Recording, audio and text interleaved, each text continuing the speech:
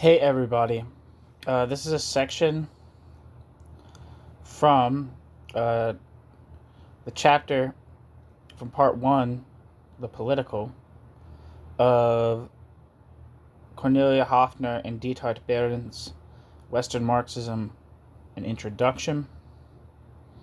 The chapter is titled Marxism, Ideology, and Partisanship. The last section, and these should all be in chronological order on the YouTube channel, was titled Partisanship.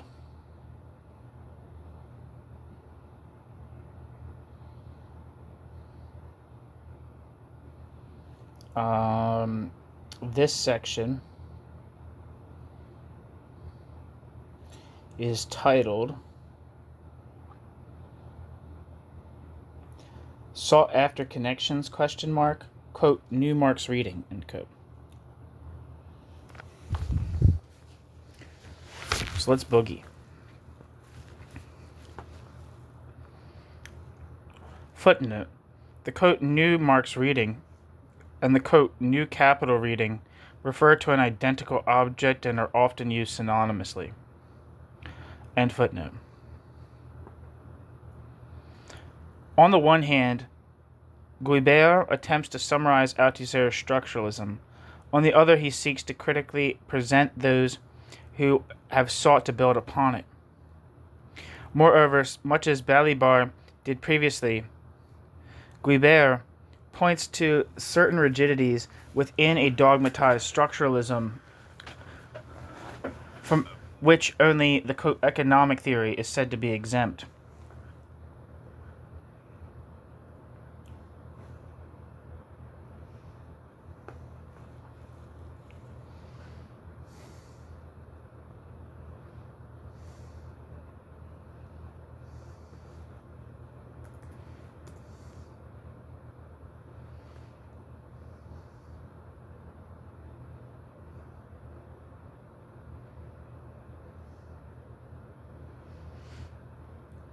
Footnote. Structuralist interventions include Maurice Godelier, Théorie marginaliste et Théorie marxiste, de la valeur et des prix. Quelques hypotheses, I don't know. I guess that's marginalist theory and Marxist theory of value and price. Published in 1965, Jacques Rancière, Le concept des critiques et la critique de l'économie politique dans les manuscrits de 1844. Published in 1965, Michel Pierre Edmond, L'anthropologie structuraliste et l'histoire. So I guess that's structuralist anthropology and history. Published in La Pensée, 1965. And Lucien Sèvres, Méthode structurale et méthode dialectique in La Pensée, 1967. And that's interesting because I don't think Lucien Sèvres kind of often thought of as like a counter to Althusser, or like a humanist operating within the PCF, the Communist Party of France, but I'm not sure. End footnote.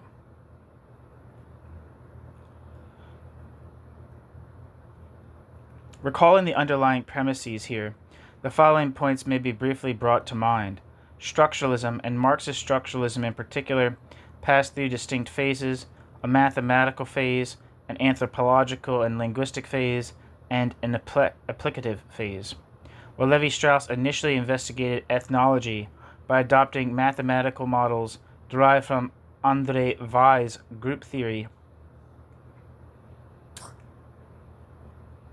and analyzed myths by incorporating formalized grammars, mathematics subsequently receded into the background, giving way to linguistics and general linguistic theory. Consequently, the recognition of linguistic diversity led Marxist structuralism within its, quote, theory of social formations, and quote, to posit a, quote, combinatorics, end quote, of multiple modes of production. Nevertheless, an orientation toward the early mathematical models remained strongly in evidence. Yet an orientation toward the analysis of the economy ultimately predominated. Two distinct approaches emerged in response to the crisis of structuralism. First, attempts were made to inaugurate a renewal of mathematical structuralism. Second, through a turn back toward philosophy, renewed efforts were undertaken to replace Hegel with Spinoza.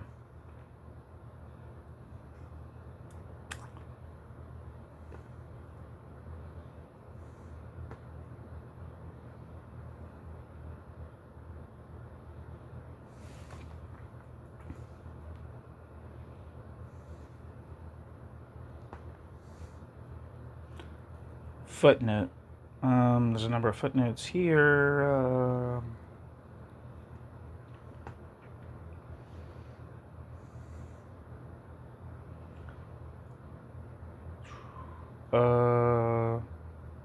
See Etienne Balibar's Zweig weiter Althusser, parenthesis, a reflection on the limits, Louis Althusser on his 70th birthday, published in Counter-Reformation, 1988.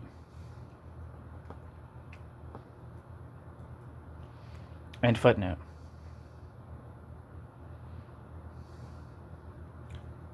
See Bernard Guibert's Die Eule, the owl.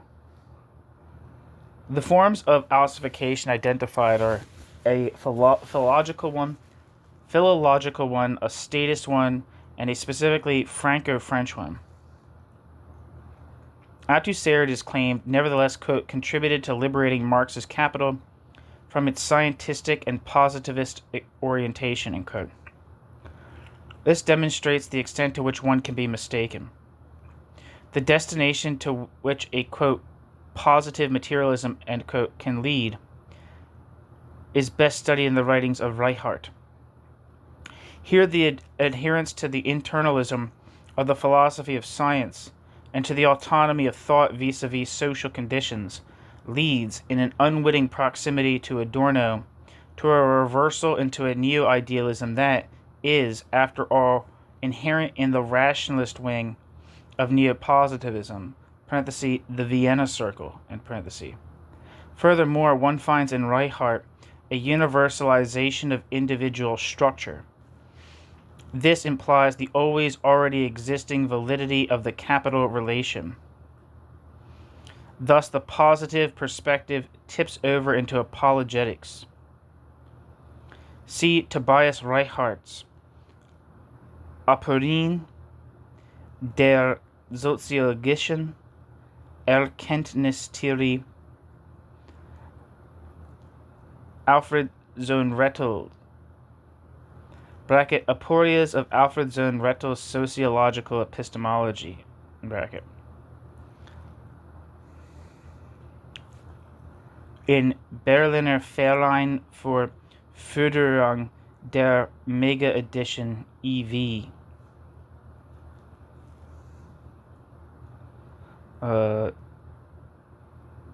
Edited volume Wissenschaftliche Mitteilungen, issue 6, Hamburg, Berlin, 2008. See regarding Sohn-Rettel also Frank Engster's Sohn-Rettel und das Problem einer Einheit von Gesellschafts- und Erkenntniskritik, bracket, Sohn-Rettel and the problem of a unity of social and epistemological critique, bracket, published 2009.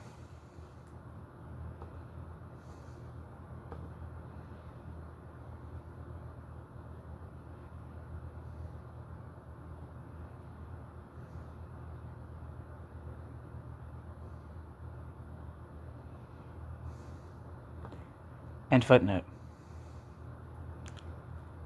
Footnote. See François Dos, Histoire du Structuralisme, Volume 1, Le Champ des Signes, or Design, 1945 to 1966, published in Paris, 1991, which I guess is History of History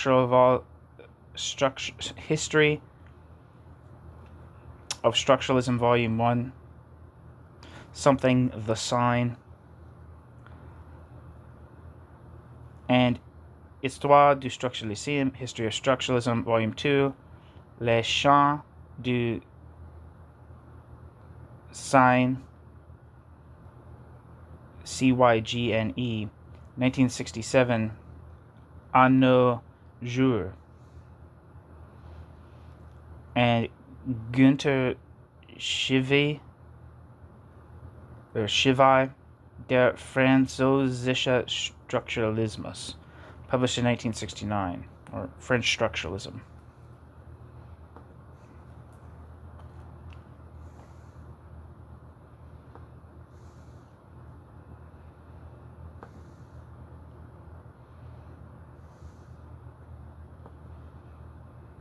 Footnote. Guibert observes that in this context the algebraic paradigm and semiology stand in opposition to one another. End footnote.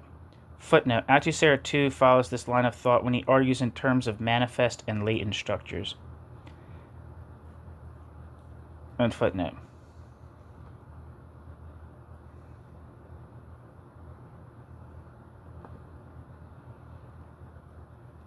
Footnote. The Althusserians tend to follow the, quote, mathematical models of logic and Lacanian psychoanalysis, end quote.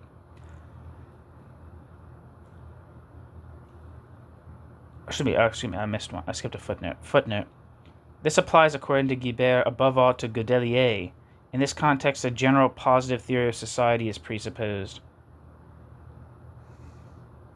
See also the similar line of argument in Balibar's book, Cinq études du materialisme historique, and my guess is that is 5 studies on historical materialism. That's my guess. I don't know. Paris, 1974. End footnote. Footnote. The Althusserians tended to follow the, quote, mathematical models of logic and Lacanian psychoanalysis, end quote.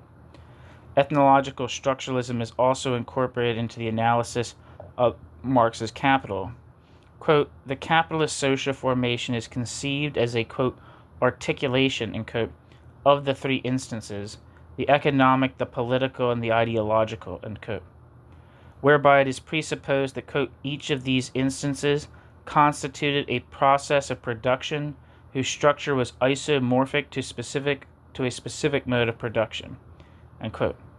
The internal structure of these instances is held to follow, in essence, that of the economy. End footnote.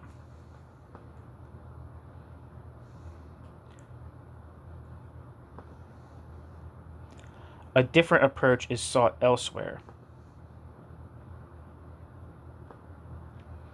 Against the backdrop of the distinction drawn between traditional Marxism and a, quote, subterranean Marxism, end quote, the, quote, new Marx reading, Neue Marx-Lektur, has recently been presented.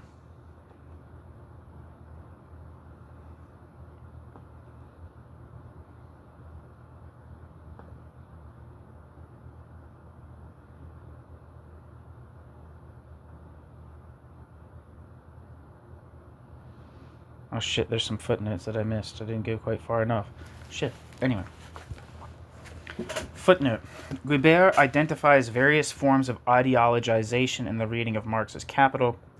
On the one hand, there is a, quote, philosophical ossification, end quote, rooted in Althusser's overly selective textual perspective, a perspective, however, that most of his students adopted.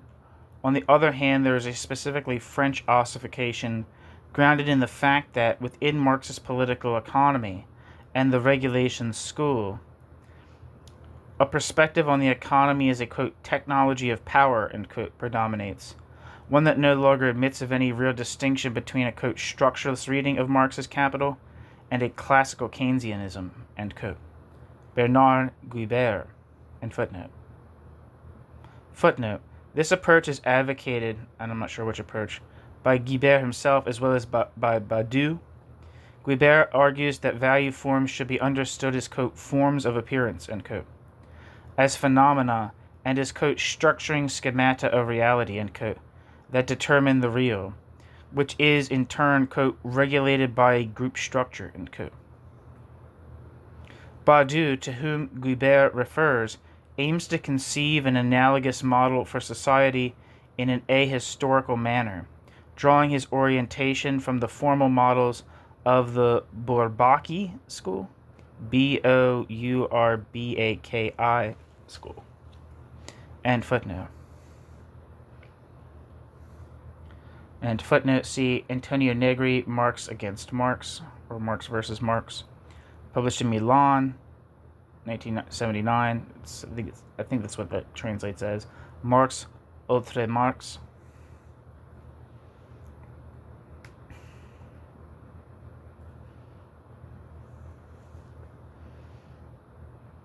End footnote.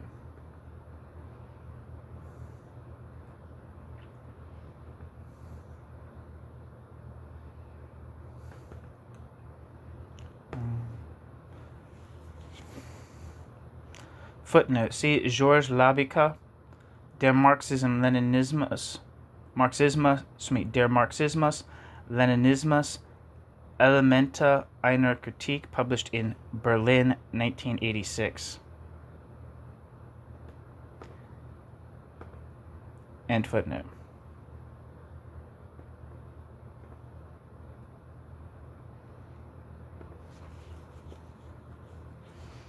And footnote. See Ingo Elba.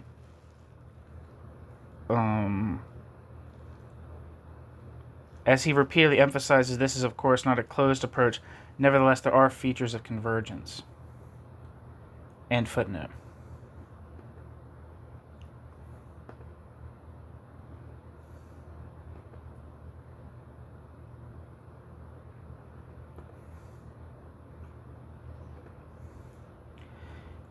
It is argued that there remain open questions within Marxism requiring attention.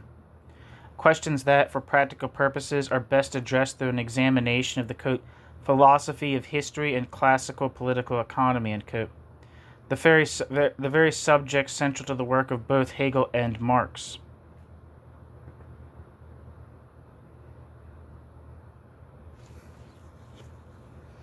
Footnote. See Jan Hoff et al. Nachtwort, or the afterword, in Jan Hoff et al.'s Das Kapital Neue Lesen.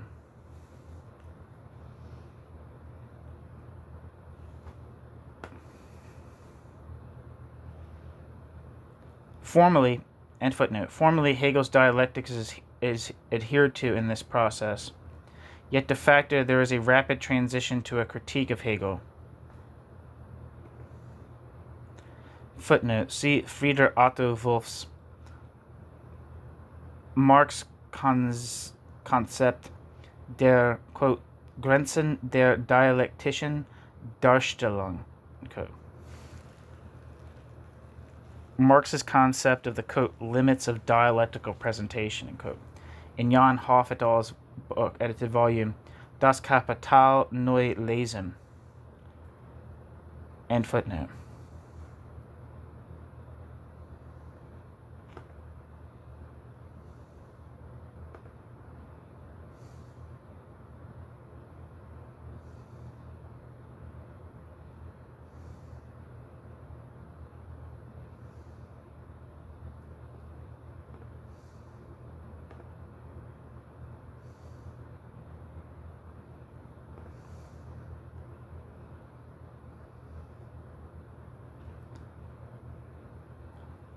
End footnote. A, quote, logic of capital, end quote, oriented toward Hegel, it is argued, often lapses into a kind of, quote, immanent first philosophy, end quote.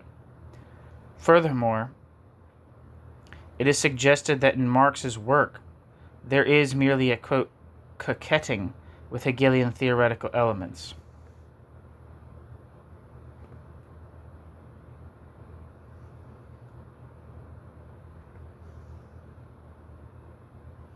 Footnote. An example of the latter is said to be, quote, mediated totality, end quote, or the discourse on the, quote, automatic subject, end quote. And footnote. Elba resolves the problem of Marx's relationship to Hegel more simply, following Feuerbach the, quote, real paradox, end quote, which the concept of contradiction represents to him, is banished to the realm of theology. For Elba, it is a logical consequence that Marxian critique constitutes a, quote, scientific critique of categories of political economy, end quote. Footnote. See Ingo Elba's article, Marxismus Mysticismus, Oder, Die Verwandlung der Marxischen Theorie in deutsche Ideologie, which translates as Marxism Mysticism, or the transformation of Marxian theory into German ideology. Published in Berliner Verein für Förderung der Mega-Edition EV, edited volume Wissenschaftliche Mitteilungen, issue 6. This is said to be a critique grounded in critical rationalism. End footnote.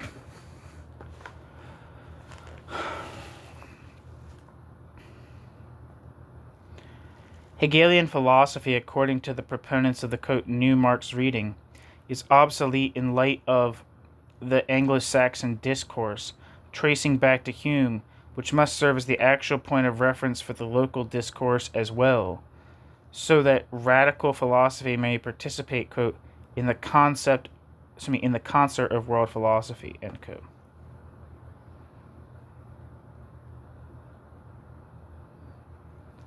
And that quote is from Jan Hoff et al. In Nachtwort afterward. Thus it is suggested a, quote, real accommodation, end quote, is called for, end footnote.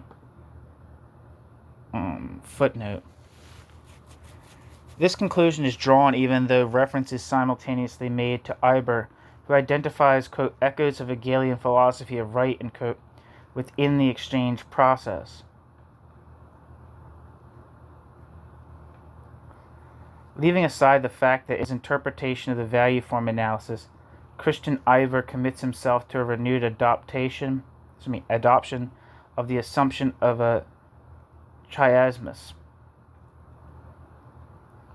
See Christian Eiber's article, Die Bedeutung der Differenz in der Entwicklung der Wertformen zwischen der ersten und zweiten Auflage des Kapitals, bracket, the significance of difference in the development of value forms between the first and second editions of Marx's Capital, in Jan Hoff et al.'s edited volume, Rereading Capital. Here one must nevertheless insist upon the connections between the problematics of law and value form analysis. In this regard, see the approach taken by Diethard Behrens in the article Der kritische Gehalt der Marxischen Wertformanalyse, bracket, the critical content of Marx's value form analysis, end bracket. In the edited volume Gesellschaft und Erkenntnis zur materialistischen Erkenntnis und Ökonomiekritik, Society and Cognition, on Materialist Critique of Knowledge and Economics, published in Freiburg, 1993.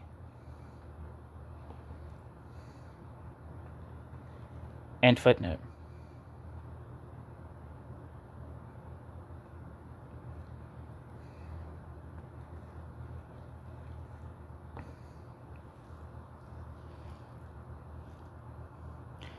If, quote, genetic presentation is, end quote, is understood to mean, quote, pure categorical development, end quote, then this implies, on the one hand, that from a certain perspective one could posit an empiricization of the categorical, one that encompasses the historical. Footnote: the status of history in Marx's work is, however, systematically misunderstood here. End footnote. On the other hand, this leads to a historicization of the development of capital and consequently to a sociologization of Marxian theory.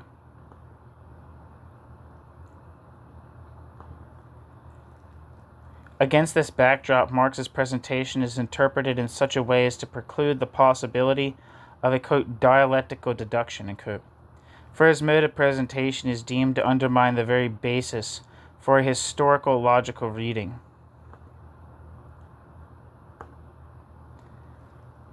Marx's method, therefore, is held to differ from Hegelian dialectic. Footnote: with regard to Hegel, an argument is advanced using a very simple interpretive schema, which is also manifested in the following assertion, that in Hegel's work a, quote, a priori derivation, end quote, is possible. Marx, by contrast, as is emphasized, is aware of the, quote, given limits, end quote, which Hegel is repeatedly able to transcend by virtue of his, quote, dialectical logic, end quote, not only by philosophizing boundlessly, sick, exclamation point, in parenthesis, about being, nothing, and becoming, about determination, barrier, and limit, or about subjective, objective, and absolute spirit, but also by repeatedly succumbing, even within his own his own object-oriented exposition, to the temptation to extricate himself from analytical predicaments by means of, quote, speculative conclusions, end quote, end quote.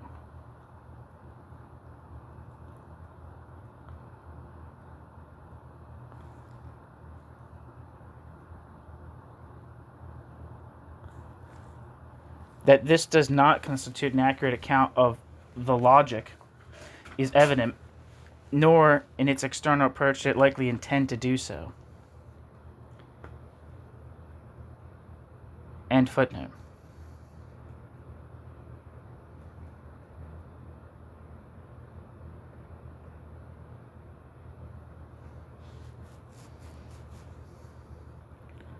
So where the hell am I? Against this backdrop, Marx's presentation is interpreted in such a way as to preclude the possibility of a, quote, dialectical deduction, end quote, for his mode of presentation is deemed to undermine the very basis for a historical logical reading. Marx's method, therefore, is held to differ from Hegelian dialectic. From this rejection of Hegelian dialectic and the concomitant demand, quote, for a, quote, contradiction-free concept of contradiction, end quote, arises the claim to undertake, quote, a systematic reconstruction of Marxian theory as a general theory, end quote.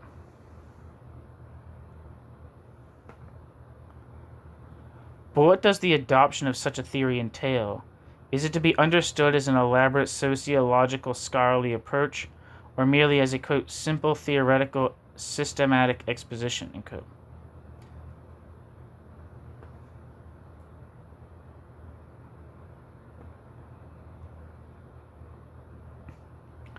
If one assumes the latter, however, the nature of this claim merely shifts. Evidently, the task of explicating it is to be left to others. For the moment, however, the focus lies on clarifying the aforementioned rationale.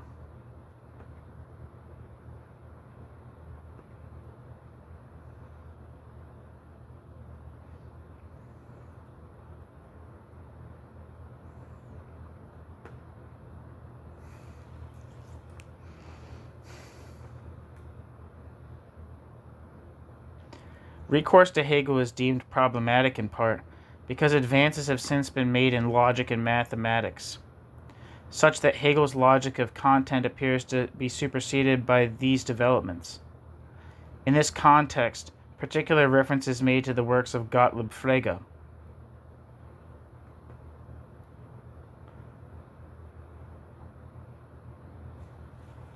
Footnote: See Gottlob Frege's Logical Investigations, 1918 to 1925. See Franz von Kutschera's work Gottlob Frege, eine Einführung in sein Werk. Gottlob Frege, an introduction to his work, published in 1989. See Michael Dumet's book Ursprünge der analytische Philosophie, bracket, Origins of Analytical Philosophy, in bracket.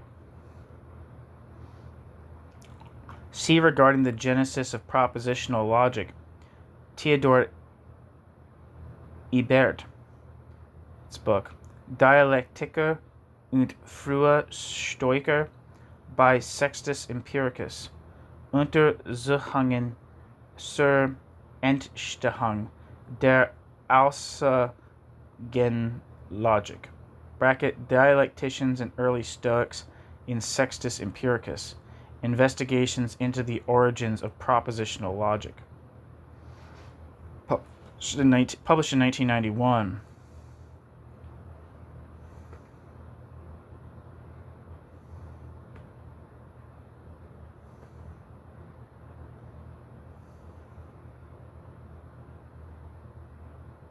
And footnote. This, it is argued, also bears significance for Marx's concept of form. The latter must be reformulated against the backdrop of the, quote, semantic revolution effected by Frege, end quote.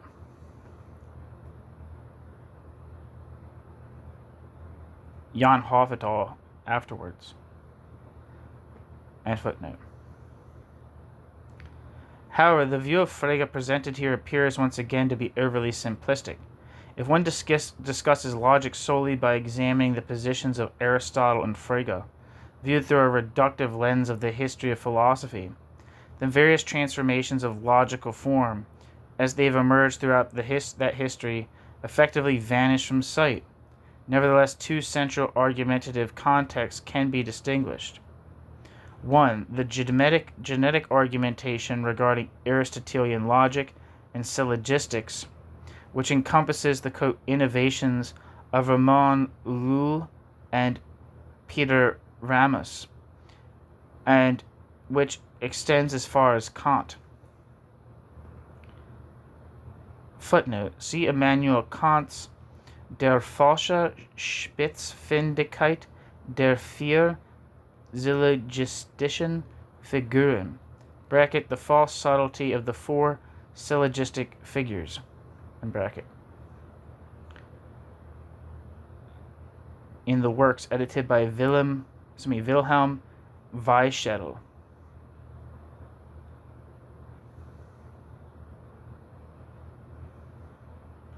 See Kant's attempt to introduce the concept of negative magnitudes into philosophy, featured in the same edited volume. End footnote.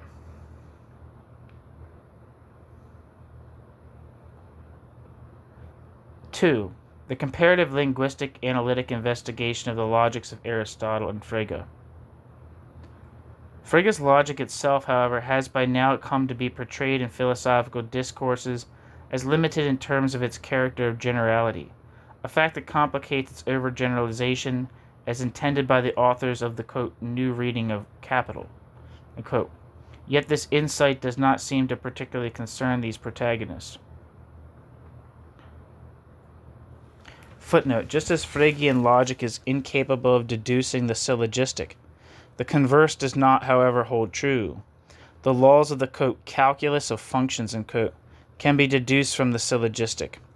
Mathematical logic tacitly acknowledges three postulates: that of the excluded middle, that of the arbitrarily sufficient condition, and that of non-empty domains of individuals. Since these assumptions are not analytic, this impinges upon the self-claim of analytics. The treatment of negation remains problematic in Frege, because he accords it a truth-functional status. Frege, too, employs a, quote, logic of postulates, end quote. Wolff, upon whom we rely here, considers this a consequence of Frege's, and this is Michael Wolff. Michael Wolff, upon whom we rely here, considers this a consequence of Frege's specific conception of the concept. Important as mathematical logic may be, it remains firmly grounded in the traditional logic. Yet in Frege there is no shortage of conceptual mythologies either. See Michael Wolff, Abhandlungen über die Prinzipien der Logik, 2004, Frankfurt.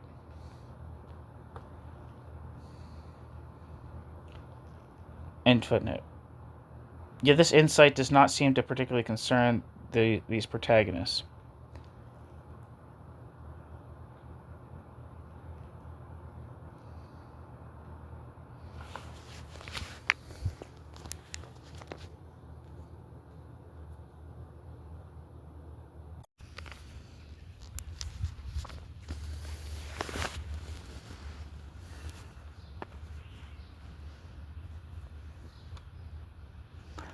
Instead, they proceed from a simplistic concept of science, one, however, to which they cling all the more emphatically.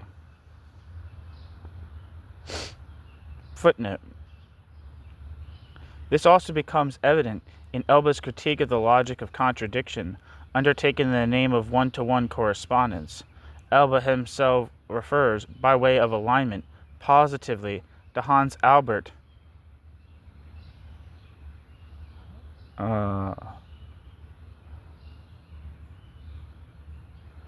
I guess this is an article, Der Mythos der totalen Vernunft, dialektische Ansprüche im Lichte und dialektische Kritik, in Theodor W. Adorno et al.'s Der Positivismus-Streit in der deutschen Soziologie, the positivism controversy in German sociology.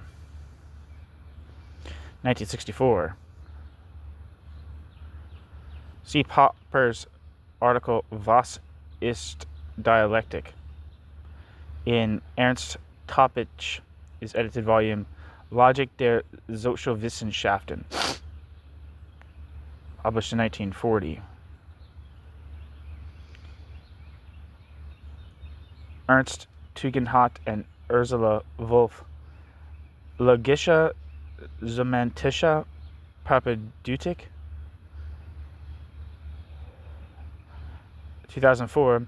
Frieder Otto Wolff, Schwierigkeiten mit der materialistischen Dialektik, Fragmenta, or Difficulties with Materialist Dialectics, Fragments, in the edited volume Umwege politische Theorie in der Krise des Marxismus, Detours, Political Theory in the Crisis of Marxism.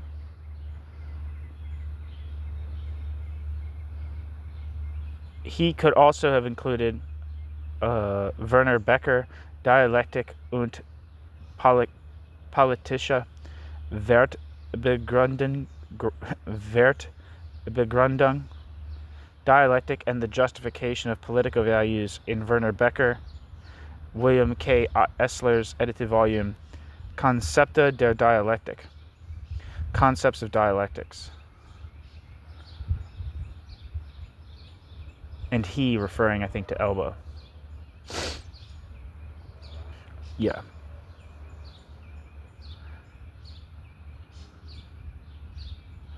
This in turn has consequences for the interpretation of Marxian theory. If Marx characterizes the commodity as a, quote, sensuous, supersensuous thing, end quote, he does so, they argue, to demonstrate that it constitutes a, quote, unity of natural properties and social determinations, end quote. Elba.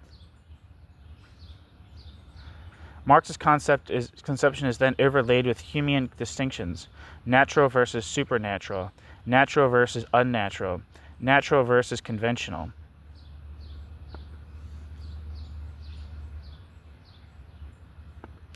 And it's kind of interesting, this Humean connection. I don't really know much about Hume. I think he's an interesting philosopher.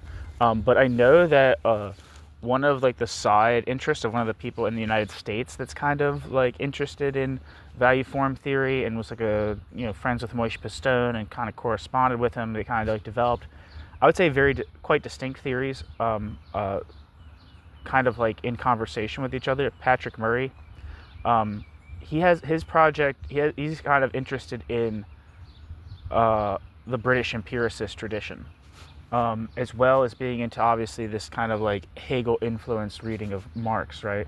So I wonder like if there's any, and I think he kind of trades in some of these sort of ideas too, separating, distinguishing, and it's part of like historical materialism is like kind of like distinguishing, I guess, like levels of reality, right? Distinguishing degrees of, in terms of like when you talk about like modes of production, what is the historical specificity, like I guess the relationship of historical specificities to historical universals or generalities, right? So like, and like, the fact that you like never see like a mode of production as such, like the mode of production is an abstraction. There's only like specific modes of production, right? And kind of like these like things between like social form and like physical substratum, right? Like kind of like these kind of relationships. I mean, that seems just kind of probably more general than that. So I'm probably reading too much into it, but I'm curious like if this is actually the case, which I don't remember seeing, unless, or at least Elba doesn't say, this is he's criticizing Elba, so Elba's probably not using these concepts. But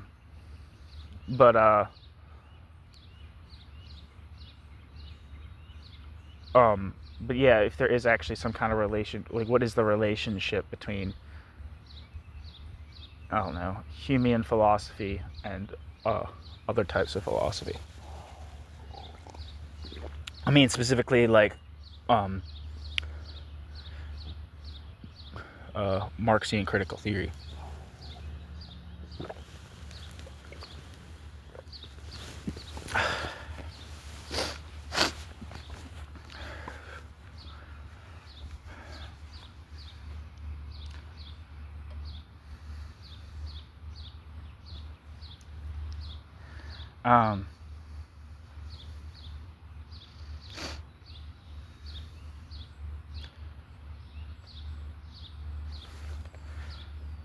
Footnote? Is there a footnote that I missed? See Hume. Footnote. See Hume's Traktat über die menschliche Natur, a treatise of human nature. End footnote. Marx's formulation, they claim, is quite simply explained. The categories employed by Marx, abstract labor, value, and surplus value, are mere abstracta, mere, quote, moments of conceptual analysis, end quote. Elba. Footnote. Elba once again duplicates the traditional nominalist realism dispute as a rationalism empiricism dispute, thereby highlighting one side, that of nominalism, as rationalism. However, the intellectual property rights for this have long since been claimed.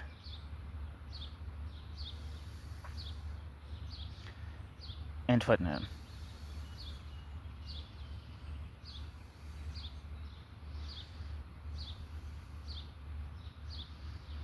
From a scientific standpoint, there exist, quote, two levels of analysis, value form analysis and critique of ideology, end quote. Footnote. As formulated in the vein of Althusser, specifically his, quote, science and ideology, end quote, and Heinrich. End footnote. In terms of the philosophy of science as well, the critique of dialectics takes center stage in the, quote, new reading of Marx, end quote.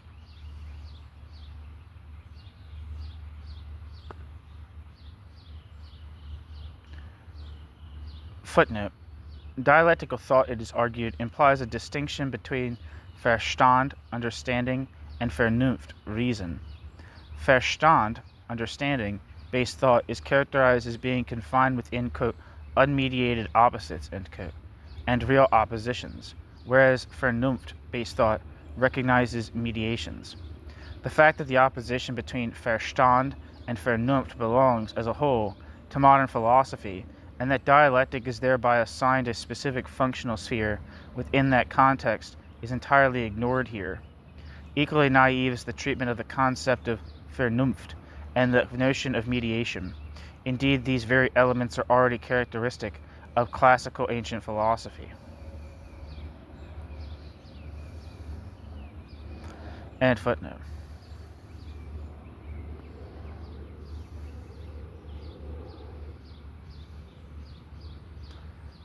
For Elba, the essential question is, quote, to what extent the object of Marx's capital is a rational one, end quote. He argues that a rational type of explanation is indeed present in Marx, a fact discernible in that, quote, the dimension of unity between use value and value, is conceivable without any logical contradiction, end quote. Elba. For Elba, the central question is, quote, to what extent the... The object of representation in Marx, it is argued, is, quote, the structure of a social whole as well as its structurally determined developmental tendencies, end quote. The development of forms in Marx is understood to mean, quote, the explanation of a structure of simultaneously existing and mutually presupposing forms, end quote. Quote, dialectical representation, end quote, is defined as, quote, primarily the conceptual reproduction of a constantly reproducing object which exists, quote, in itself as real, end quote, but which, quote, must be unfolded, quote, for us, end quote, end quote. Elba. Footnote. Note the unproblematized adoption of Hegelian terminology here. End footnote. The, quote, new Marx reading has thus returned here not only to a traditional correspondence theory of truth, but also to a simple sociological positivism, the very target of Gramsci's earlier critique of Bukharin.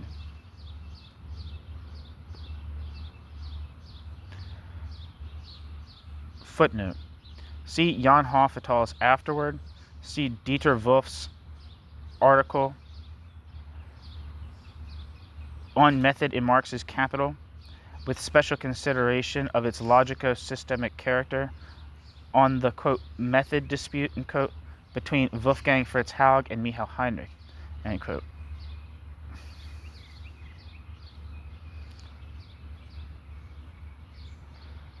That's the end of the article title, and that's published in 2008 in the Berliner Verein zur Förderung der Mega-Edition, EV edited, as the title of Wissenschaft Mitteilungen.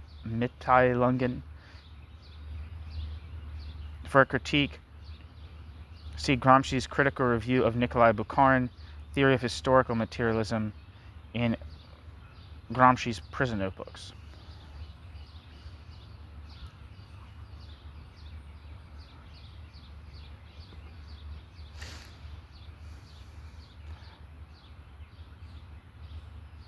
Footnote. The programmatic aim, it is stated, is to create a, quote, methodological materialism, end quote, in order to arrive at, quote, a specifically object-oriented methodology, end quote. Jan Hoff. For Marx's critique of political economy is, after all, a general science.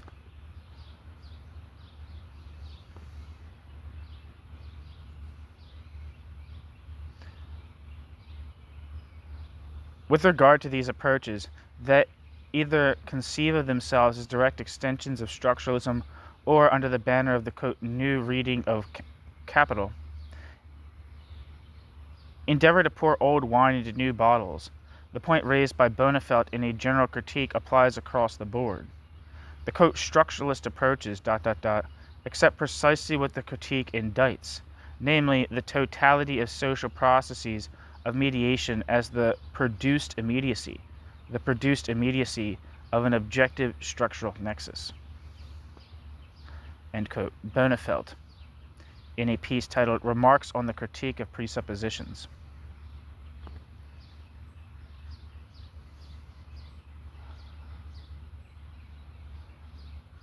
End footnote. Society thus appears within this framework as a, quote, community of fate, end quote.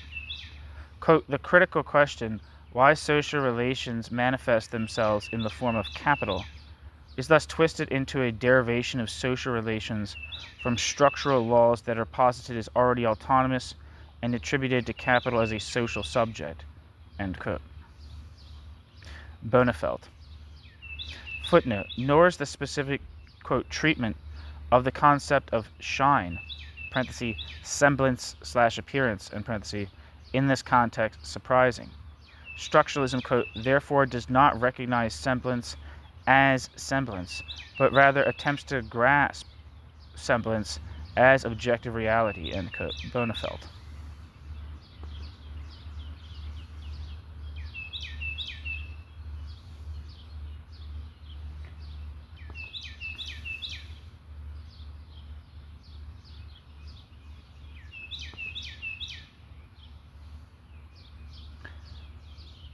The, quote, new Marx reading lays claim to the standard of reason when it presents its project of reconstructing Marxian theory.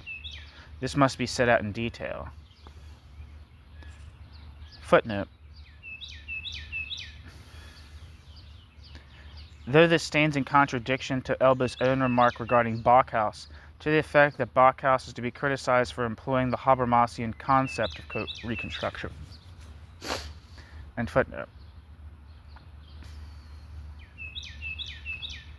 Footnote. Sandleben writes that the Althusserian rupture between science and philosophy is extended yet further by Heinrich. The rupture, quote, with the theoretical field, end quote, of classical economics must, he argues, encompass the rupture between monetary theory and value theory.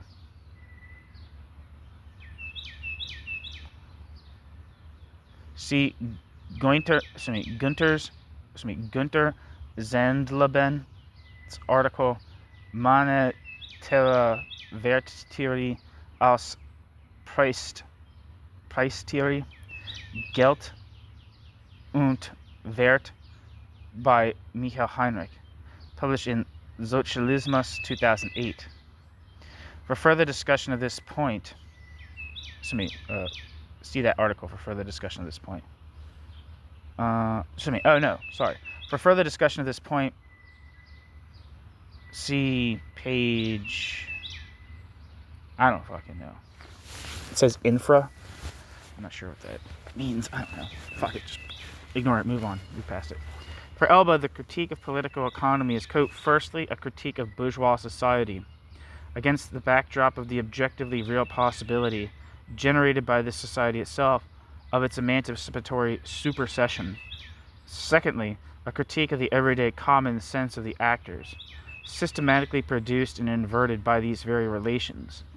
Thirdly, a critique of the entire theoretical field of political economy, end quote, where Elba follows Heinrich, quote, and fourthly, a critique of utopian social criticism, end quote. Elba.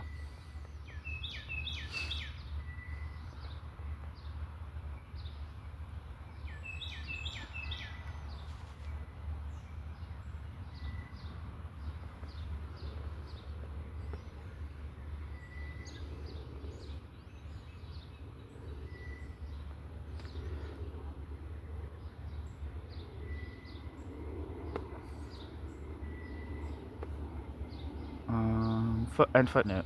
Following Althusser and Heinrich, it is assumed that there exists a rupture within Marxian theory, and that this rupture lies between the German ideology and the critique of political economy. This implies that the object of scholarly inquiry is delimited to the critique of political economy. In order to further differentiate and structure the new Marx reading, Elba distinguished between a narrow, older version and a broad, contemporary version.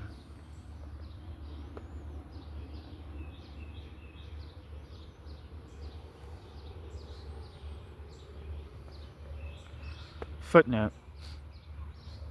Regarding this narrow interpretation, Bauhaus is cited as the primary proponent. See Hans-Georg Bauhaus, Dialectik der Wertform, Untersuchungen zur Marxischen Ökonomiekritik, published in 1997, With respect to this narrow interpretation, Elba aligns himself with Heinrich. See Michael Heinrich, Kommentierte Literaturliste zur Kritik der politischen Ökonomie.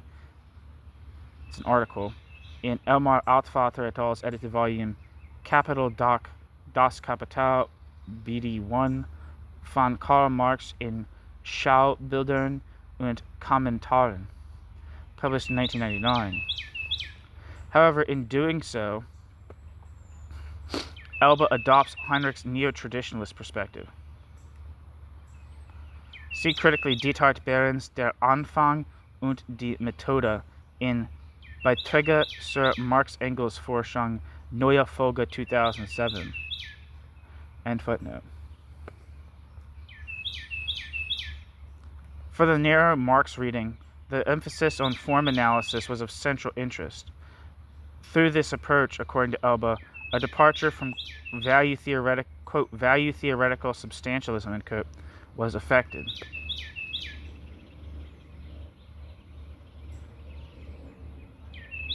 Footnote. References made here to Michael Heinrich, Die Wissenschaft vom Wert, Science of Value, and Helmut Brentel, Soziale Form und Ökonomisches Objekt.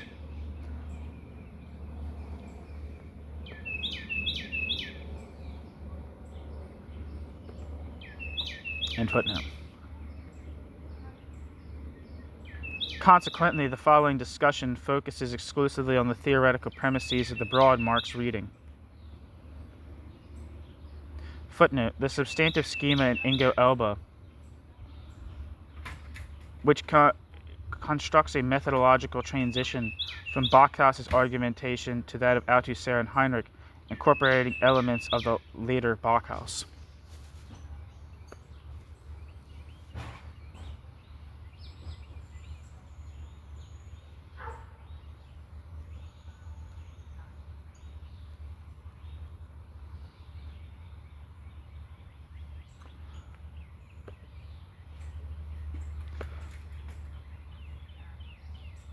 Consequently, the following discussion focuses exclusively on the theoretical premises of the broad Marx reading.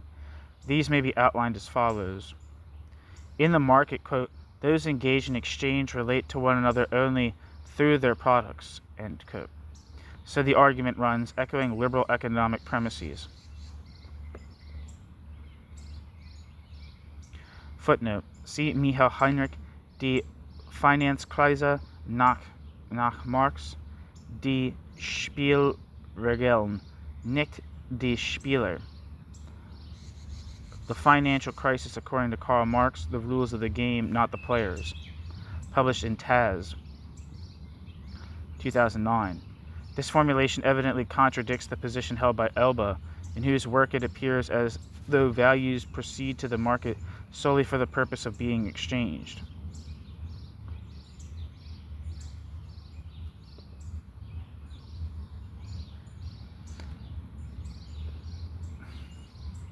End footnote.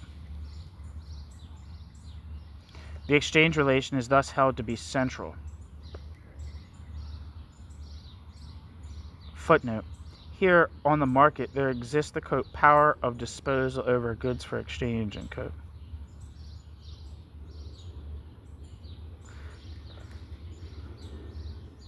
See Ingo Stutzler, the question, I don't know what that refers to. Here on the market, there exists the, quote, power of disposal over goods for exchange, end quote. Christian Eiber, Die Bedeutung der Differenz. End footnote.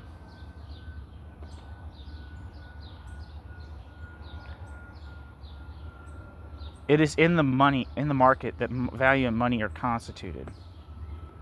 Footnote. Heinrich repeatedly emphasizes, quote, money-mediated commodity circulation, end quote. End footnote. Consequently, commodities are held to become such, commodities proper, only when they appear as mutually related through the medium of money. Footnote. Here Heinrich aligns himself with Sohn Rettel. On this point, see Tobias Reichardt's Aporin der soziologischen Erkenntnistheorie Alfred Sohn Rethel's. Aporias of Alfred Sohn Rethel's sociological epistemology.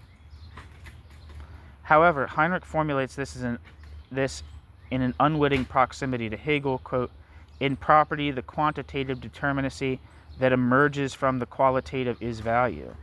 The value of a thing may vary greatly in relation to need. Yet, if one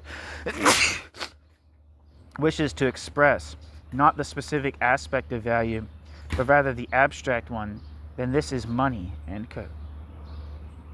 Heinrich.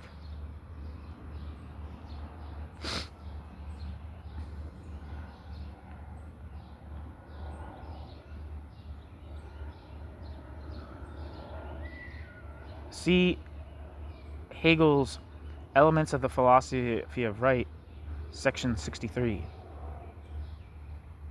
in footnote. Exchange, therefore, is ultimately the value-constituting element. Value is understood as an objective relation between persons and a social relation between things. In analyzing this, one must transcend the level of abstraction pertaining to the individual commodity.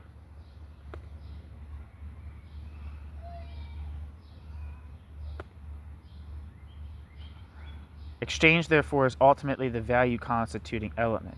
Value is understood as an objective relation between persons and a social relation between things. In analyzing this, one must transcend the level of abstraction pertaining to the individual commodity. Quote, since real abstraction, value, does not take place outside the act of exchange, it follows that at the level of analysis focused on the, quote, individual commodity, parenthesis, as isolated through theoretical abstraction, in parenthesis, the specific social character of that commodity can exist only within the mind of the theorist, end quote. Elba. Footnote. Here this also implies conceptually value is price. For Elba, this means that the objective thought forms are merely, quote, conceptual reproductions, end quote, of the forms of value and money, quote, in their finished form, end quote. Elba has thus returned, within the context of a conceptual rather than monetary theoretical nominalism, to one of the variants of the reflection theory. End footnote.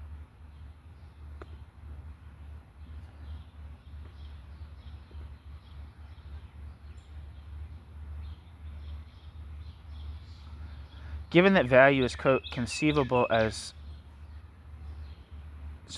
given that value is, quote, conceivable only as such, end quote, that it is, quote, a property that does not manifest empirically, end quote, it must be regarded as the resultant of the exchange process.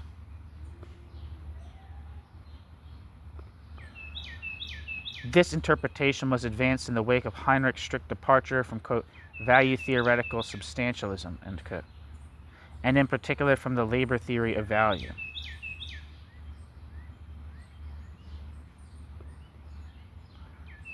Footnote. Others too are unsettled by Marx's, quote, substantialism, end quote. They attempt to dispose of the problem in their own way. Quote, Marx invariably refers to the quality of value, the quantity of which remains to be determined, whereby both are distinguished by a specific social character. For Marx, there is no substantive difference between, quote, social substance and, quote, social quality, end quote, end quote.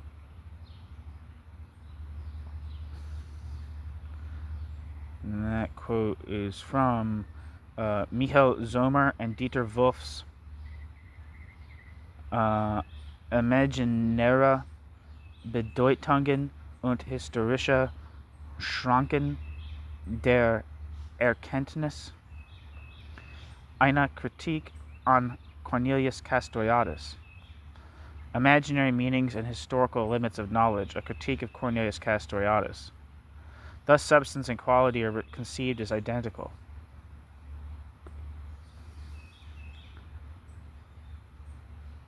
End footnote.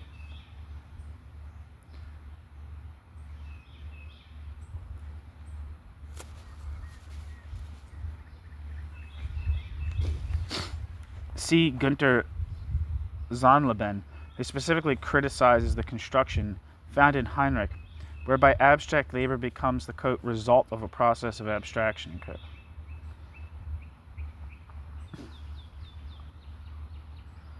See Michael Heinrich, How to Read Marx's Capital, Notes on Reading, and an Introduction. In the work of Heinrich and his followers, this constitutes an attempt to restrict Marxian theory to the sphere of circulation.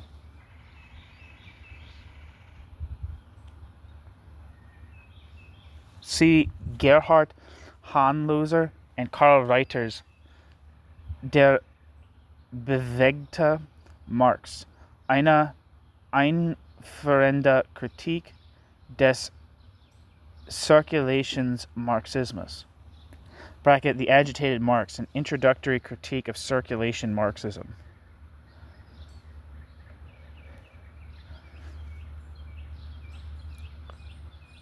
There it is pointed out that this approach amounts to a specific, quote, reading strategy, end quote. The primary object of criticism is Heinrich's assumption of a rupture within the first chapter. Elsewhere it is stated, quote, circulation Marxism denies the substantive connection between knowledge and experience within the class struggle. The connection between social being and insight is supplanted by written enlightenment and reading recommendations, end quote. Gerhard Hahnloser and Karl Reiter. However, this judgment applies only to the, quote, mainstream of the, quote, new Marx reading. Even if it does hit the mark regarding Heinrich's central interpretive premise, he nevertheless argues in a more nuanced manner concerning exploitation, production, and the worker. This requires closer examination elsewhere. Hahnloser and Reiter themselves, in their own approach, overemphasize the significance of use value and exchange value. As a, quote, circulation ideology, end quote, that neglects production, so it is implied, this reading strategy is supposedly compatible with academic economics and Leninism.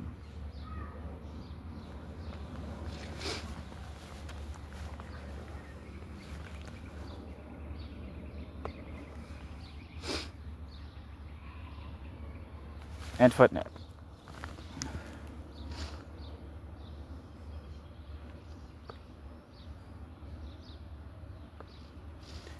However, this approach inevitably gives rise to conceptual difficulties, once again rendering the analysis of the value form a problematic subject of inquiry. Footnote. The problems of value form analysis, for instance, are addressed by Wolff through an attempted psychologization. And I'm not sure which Wolff is being referred to here. However, this leads to further problematic constructions. Heinrich, Wolff emphasizes, grasp the concept of value only inadequately. Abstract labor in Wolff's universalist realist view exists, quote, in every social context, end quote. A stance that places Wolff in close proximity to classical capital ontology. The socially communal substance is, in relation to products of labor, held to be real, while the value substance is ascribed a trans-historical character.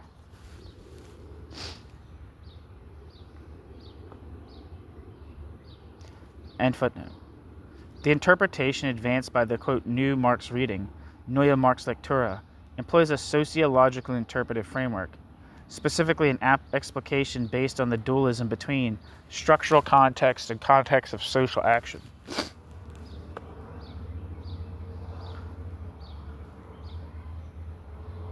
Footnote. In contrast, Wolff insists, on the one hand, that the first chapter of Marx's Capital is not yet concerned with human action. Yet on the other hand, he himself adheres to this very explanatory schema. Quote, the first three chapters constitute three methodologically requisite levels of abstraction within commodity circulation, levels necessary in conjunction with the interrelation of structure and action and a specific ordering of categories to explain money, and thereby commodity circulation as an abstract sphere of capital circulation. End quote. Wolff, and I think this is Dieter Wolff, I'm not sure. I think it's Dieter Wolff, right? In the first chapter, too, contrary to Heinrich's assumption, there is said to be no shift in analytical level. It is disputed that there exists, as Heinrich claims, a rupture, quote, between the analysis of form and the process of exchange, end quote. Thus, the ontology of money found in the works of Elba and Heinrich is here subjected to criticism.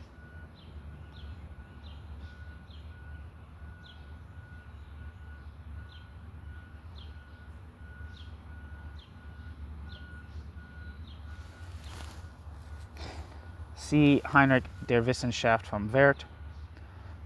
Quote, the existence of money is presupposed alongside the existence of generally prevailing commodity circulation. However, the relationship of commodities to money has initially nothing to do with the relationship of commodities as values. End quote.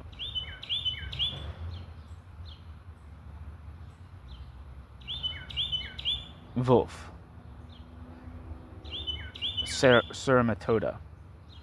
That this itself remains a relatively simple conception is evident.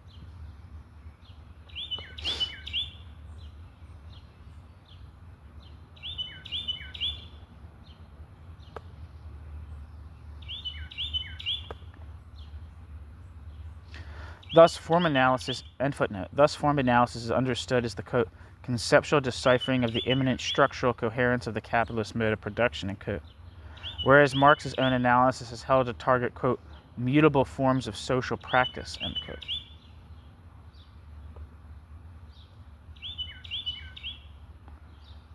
Footnote 1. How does this differ from classical deduction? Footnote 2. This is surprising insofar as not only was the philosophy of history conceived as ideology previously excluded, but the historical element itself was as well. End footnote. Elba too draws upon the concept of, quote, real abstraction, end quote. Elba assigns it a form not unlike that of Zone Rettel's conception, in which abstraction is highlighted and the socialization of abstractions is emphasized. Quote, the ground of value is abstract labor as real abstraction, end quote. Accordingly, abstract labor is said to be a, quote, nominal definition, end quote. Value is then to be regarded as the actual real abstraction. This view is not uncontroversial even within the new Marx reading itself.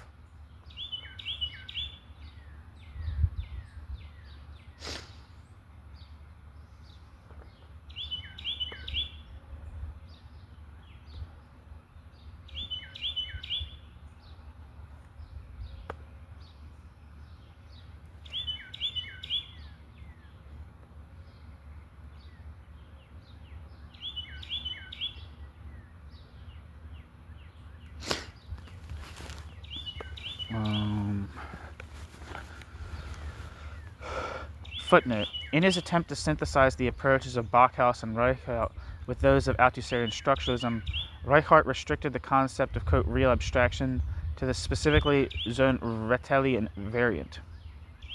End footnote. Footnote. Values to be understood initially as the, quote, social dimension of unity of private products, end quote. Commodities through abstraction, quote, quote, from their use values, end quote, and being, quote, reduced to products of abstract labor, end quote, are, quote, related to one another in their value dimension and thus socialized, end quote.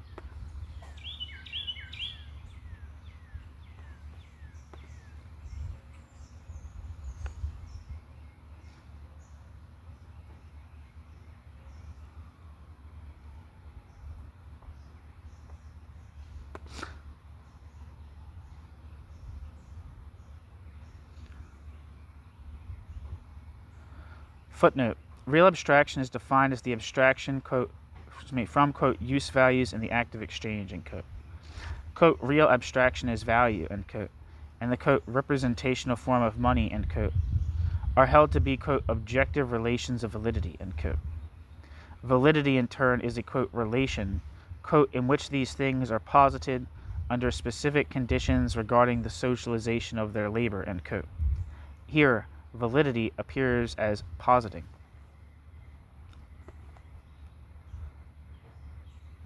End footnote. The abstraction-generating moment of unity, which underlies the concept of real abstraction, appears in the Cartesian structuralist framework as split into the distinct categories of the real object and the object of knowledge. This distinction is adopted as a moment of ideological critique. The moment of abstraction is now elevated to a position of primacy. Social inversion, it is argued, manifests itself in the dominance of the abstract, which ultimately reveals itself to be fictitious capital.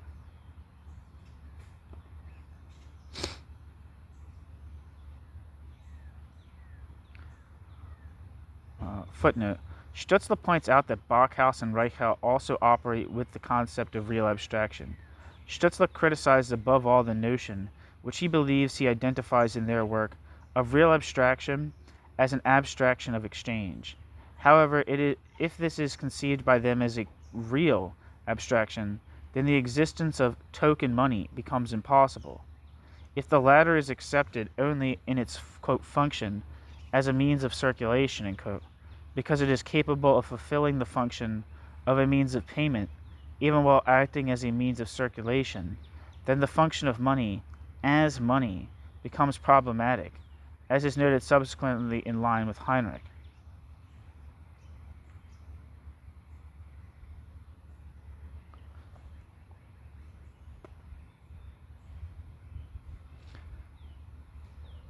End footnote. For Elba, nature and money present themselves as an apparent opposition. Quote, nature, or rather, quote, natural spontaneity, are negatively defined categories describing a context of socialization which, by virtue of its constitution based on the private division of labor, asserts itself against the social actors as a relentless machinery of the consumption of abstract labor, as a, quote, value destiny, unquote, drawn from both their collective and individual control, yet reproducing itself precisely through their actions, end quote.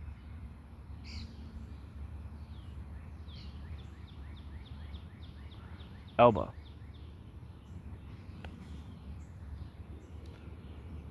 Stutzler conversely considers the insistence on the money commodity to be ideological, specifically a form of philosophy of history.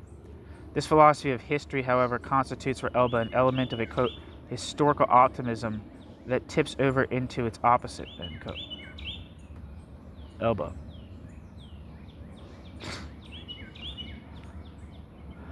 While one position presumes that the context of socialization, conceived here as simple circulation, is sufficiently determined by the concept of, quote, natural spontaneity, end quote, the very invocation of the category of nature points towards something else entirely. The notion that value, in its manifestation as a money commodity, still retains something of a concrete natural character, is to the opposing position mere ideology. The dispute between nominalism and realism has here been displaced into nominalism itself. For by emphasizing the spontaneous character of capitalist relations, one implicitly appeals to a real objective structure, something that, to radical nominalism, constitutes a mere inconsistency.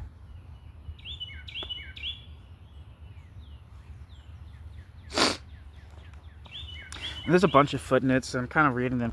I've been trying to keep up with them, but there's a bunch of footnotes that are like, I don't know. Sometimes the translator like cuts out the like numbers, the citations in like the body text, and so I can't really like figure out what the footnotes are referencing. But I was trying to kind of keep up with what I thought was being referenced. Footnote: the distinction between the, quote, esoteric and, quote, exoteric Marx, a direct consequence of this transposition, then serves to allow for the complete elimination of the, quote, problem of presentation, end quote. Quote, the legend of a linear progression of Marx's insights is supplanted by the recognition of a complex interplay, a side-by-side existence and mutual interpenetration, of advances and regressions, in both the mode of presentation and the state of research within his critique of political economy, end quote. Elba. It constitutes the formation of a theoretical field. This premise, a point not found in Elba's work, makes it possible, on the one hand, to maintain a certain proximity to structuralism and to Sraffa's theory, while on the other, representing a distinct transformation of Marxian theory. End footnote. Footnote. In Heinrich's work, this congeals, whatever this is, into an ideological element that overemphasizes circulation. Specifically, when Heinrich identifies fictitious capital with expectation of profit, while viewing industrial capital merely as an outlay of, quote, production facilities and wages, end quote. Quote, so that products or services could be produced, end quote. Parenthesis, sick, exclamation point, and parenthesis. Footnote. In this formulation, Elba once again comes close to the very figure he critiques, that of the, quote, automatic subject, end quote. Footnote. Wolff contradicts this view, for whom money represents, quote, the more developed concrete, end quote. Dieter Wolff. In the works of Stützle and Wolff, monetary theoretical relativism stands in opposition to monetary theoretical substantialism.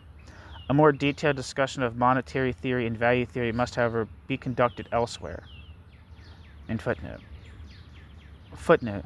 See Jan Hoff's Marx Global zur Entwicklung des Internationalen Marx Diskurses, Cite 1965, on the development of the international Marx discourse since 1965, published in 2009, which of course is on this channel. See Mario Kessler's review of Jan Hoff's Marx Worldwide, published in 2009, with H. Zotz Ucult, Center for Contemporary History Research, Potsdam, in a laudatory introduction.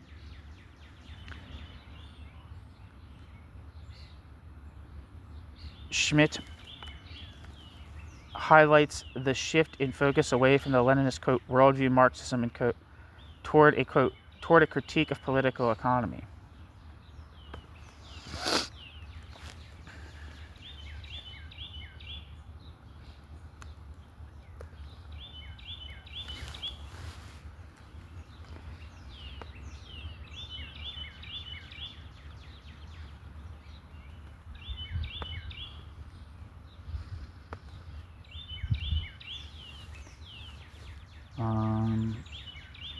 See Vladimir Lenin, The Three Sources and Three Component Parts of Marxism.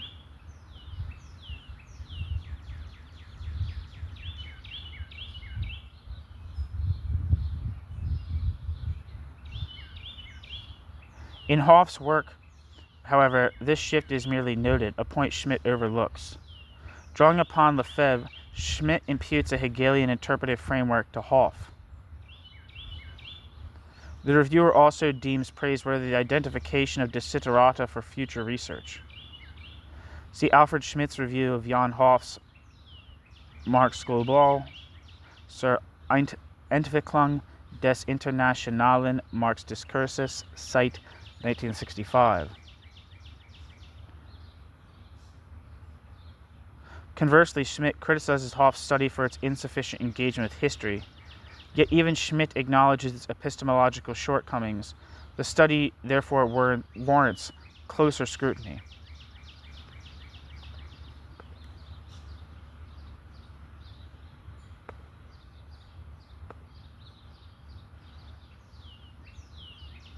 End footnote. Hoff's study occupies a unique position. Hoff's study consists of two parts, a general literature review, an attempt to survey the various debates, ranging from the debate on value theory to that on crisis theory. The first part centers on the reception of the critique of political economy, specifically the work of the late Marx, and more selectively on certain epistemological aspects. In doing so, it articulates the ambition to transcend a Eurocentric approach, i.e. the narrow confines of a strictly German or European perspective, and to trace the trajectory of theoretical transmission. The study's central objective is to demonstrate that this constitutes a genuinely international debate. Footnote: as laudable as the ambition to present Marxism as an international phenomenon may be, it is hopelessly over-ambitious. For assuming one did not wish to overreach, such a project could only be accomplished through collective effort. In this respect, Hoff's work is necessarily incomplete, a fact one wishes the author had recognized himself. Moreover, it is evident that a momentous step is taken simultaneously, a process of abstraction from the political context, which transforms Hoff's study into a work of intellectual history. Consequently, the historiography of the labor movement adopts a more nuanced approach. See, by way of example, Jacques Drotz's edited volume Geschichte des Sozialismus, History of Socialism, published in Paris 1974 and in Frankfurt, Berlin, Vienna 1974.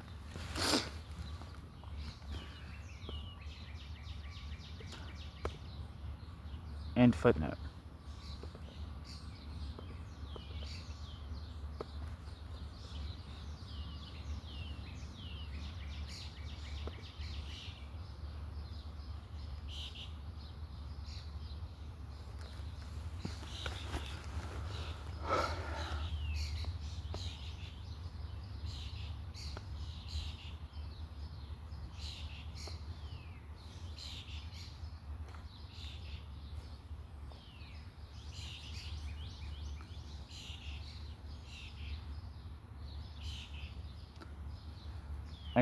Recourse to this debate is deemed necessary because, in the present moment, we are confronted with a situation in which, following the quote, end of Marxism, end quote, a concept wherein Hoff identifies Marxism with quote, actually existing socialism, end quote, the crisis of that tradition has become universal.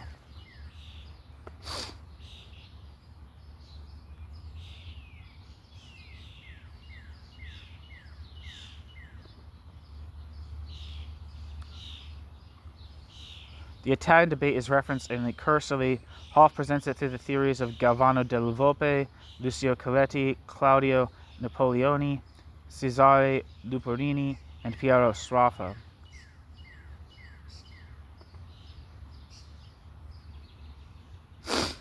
Footnote: in the case of Galvano della Volpe, his affinity with Althusser is highlighted. And footnote. Footnote: all are authors whose works are available in German translation.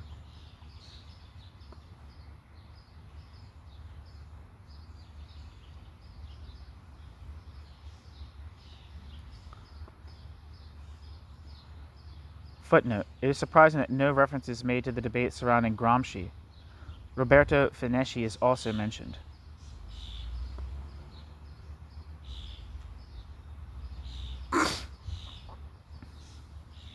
And footnote: the French debate is confined almost entirely to Althusser and his quote, reappropriation. Footnote: see the accompanying panegyric. Reference is made to this in this context to the Anglo-American reception of Althusser. Danish Marxists too are said to have followed this lead.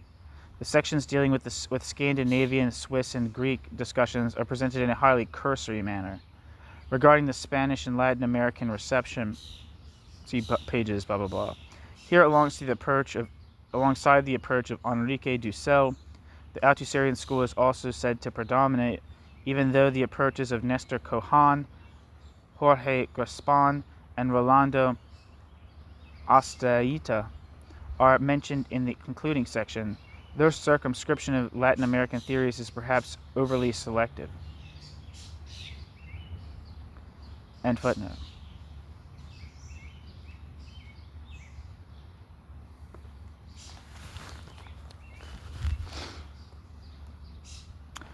Maximilien Rubel, Maurice Godelier, and Jacques Bidet also receive mention.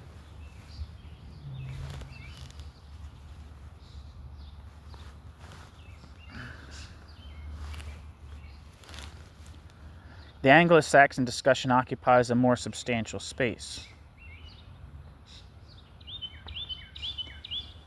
Footnote: here authors such as Ronald Meek, Paul Sweezy, Martin Nicholas, Eric Hobsbawm, and David McClellan are mentioned at the outset, as are the philosophers Norman Levine, Scott Michla, Tom Rockmore, and Bertel Ullman. At the same time, however, specifically regarding the latter group, the criticism extends beyond merely their neoclassical approach or their reliance on Sraffa's theorems. It is further emphasized that what is present here amounts to nothing more than a mere flirtation with Marx. A critical point maintained regarding the Anglo-Saxon debate is that, despite the existence of numerous journals, insufficient use is made of research based on the Mega, the Marx-Engels Gesamtausgabe.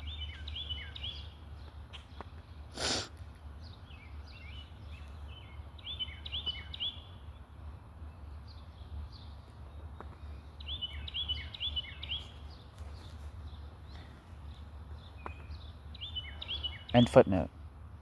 Attention is devoted to structuralist and philosophical approaches as well as to those of the constant Sydney School, analytical Marxism, and dialectics. The Eastern European and Russian discussions are likewise merely referenced. Only Rubin is accorded significant importance.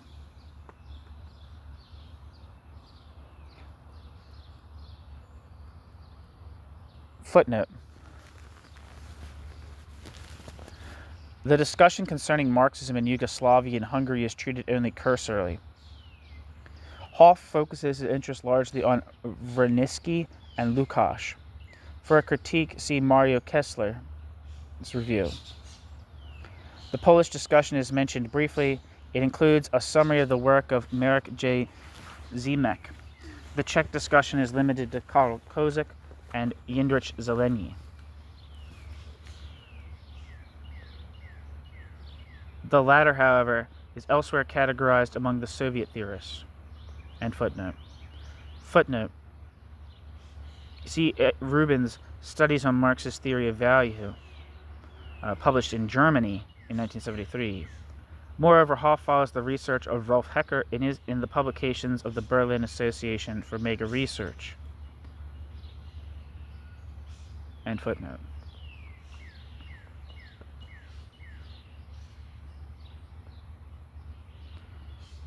Chinese, Asian, and Iranian Marxism are presented in some instances cursorily, in others in greater detail.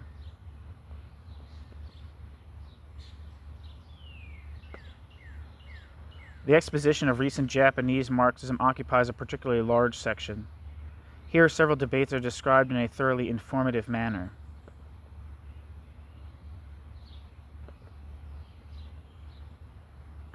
The West German trajectory is subsequently described in somewhat greater detail.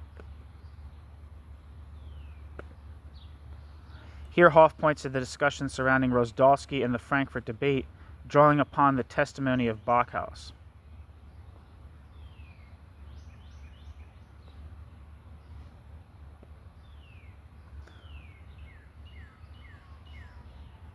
Footnote. Reference is made generally to the student movement. Hoff even then follows Heinrich's hasty judgment regarding Krall, namely that the latter engaged in a mere formalism of transposing Hegelian figures onto Marx. End footnote.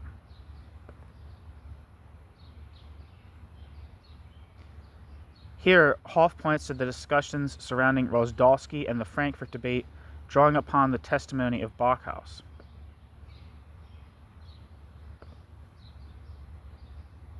Following Elba's account, the Berlin controversies and the Hanoverian discussions are noted. Reference is made to both the philosophical and the traditionalist receptions, as well as to that of Schrader, before finally turning to the more recent debate, which centers on the work of Michael Heinrich.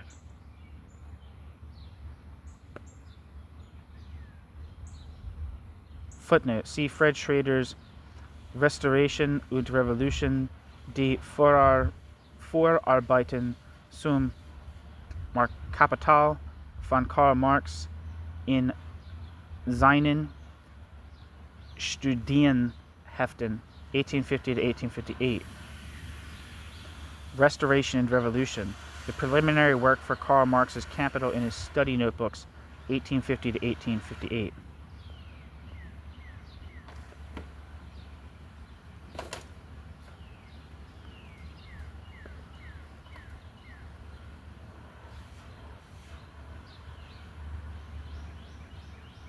End footnote.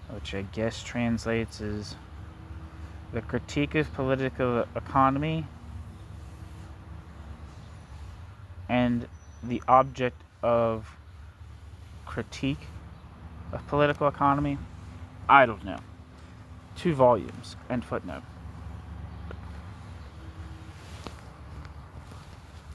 Subsequently, brief summaries are presented outlining the interpretations of, quote, fetish theory offered by Enrique Dussel, Bolivar Echeverria, Nestor Cohan, Yanis Milios, and Dimitri Demirović.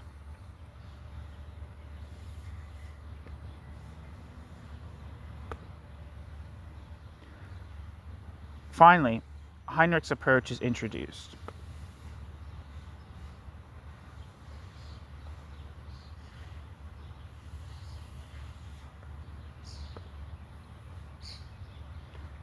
It is argued that Marx successfully transcended individualism, Feuerbachian anthropologism, ahistoricism, and empiricism. Heinrich's thesis regarding the, quote, shared, quote, theoretical field, end quote, of classical economics and vulgar economics, end quote, is also adopted here.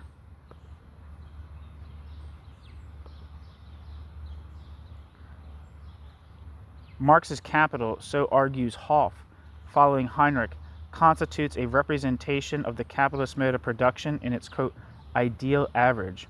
Notably, however, the reliance on a model theoretic empiricism remains unexamined.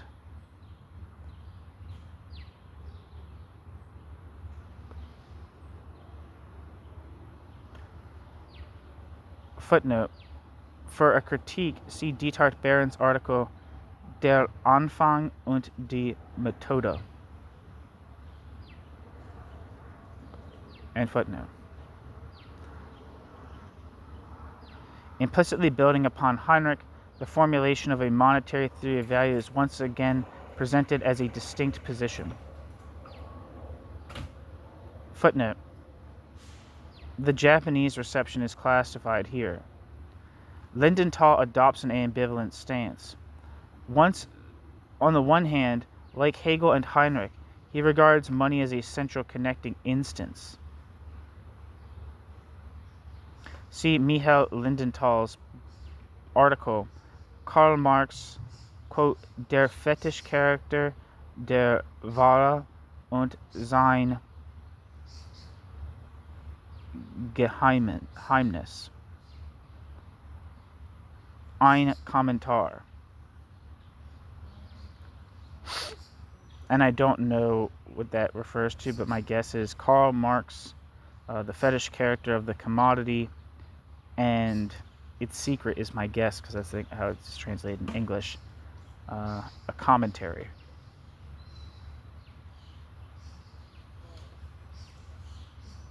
Published in 2010.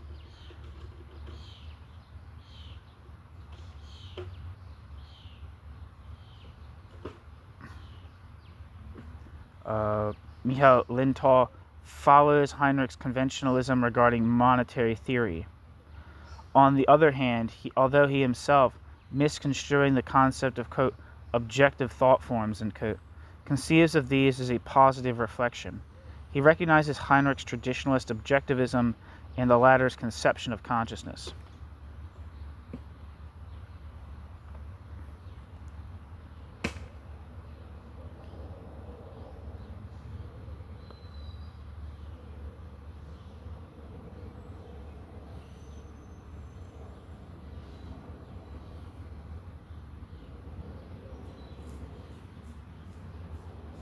And footnote. For Hoff, Heinrich's approach serves as the primary point of reference. Through a peculiar form of panegyric, it is suggested that the monetary theory of value constitutes an international intellectual current. Footnote. At its core, a monetary value theory, in its negation of the money commodity, negates value theory in a specific manner.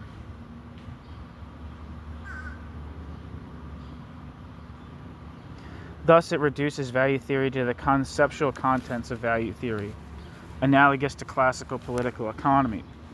In doing so, it inverts the perspective, emphasized above all by Bauhaus, that the central issue is the unity of value in monetary theory. Consequently, it aligns with the traditionalist interpretation found in both bourgeois and Marxist economics, representing a monetary theory grounded in value theory. See, regarding the critique of Heinrich Diethard Behrens, Kornelia Hafner's review, Michael Heinrich, Die Wissenschaft vom Wert, die Marxische Kritik der politischen Ökonomie zwischen wissenschaftlicher Revolution und theoretischer Tradition. The Science of Value, Marx's Critique of Political Economy between Scientific Revolution and Theoretical Tradition, published in 1991.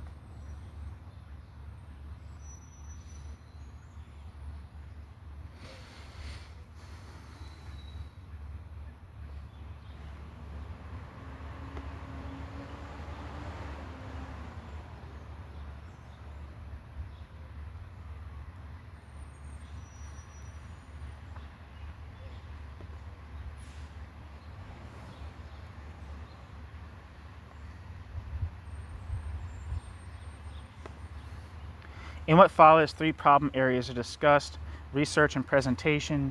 Here an attempt is made to present an abstract based on the findings of the mega research.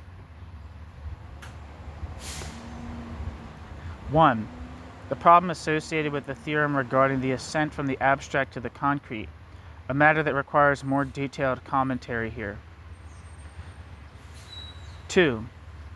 The problem associated with the theorem of the, quote, ascent from the abstract to the concrete, end quote.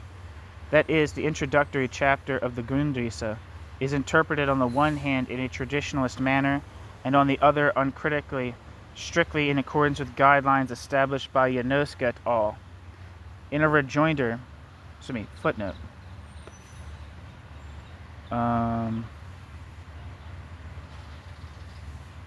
See Judith Janoska, Martin Bondelli, Konrad Kindler, Mark Hofers,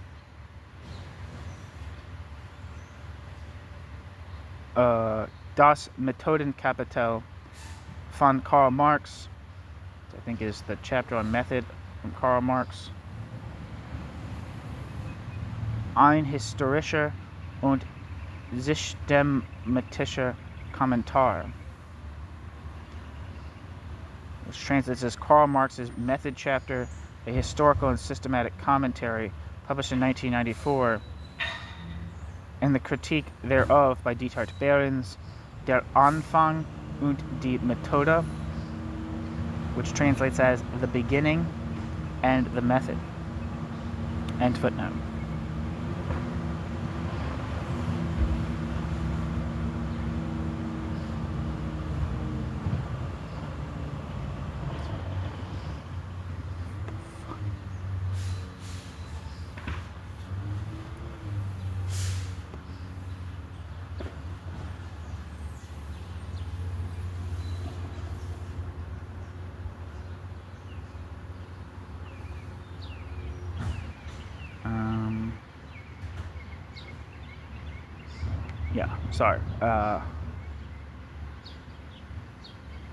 In a rejoinder, Dieter attempted to defend the theorem of the ascent from the abstract to the concrete as a universally valid scientific methodology.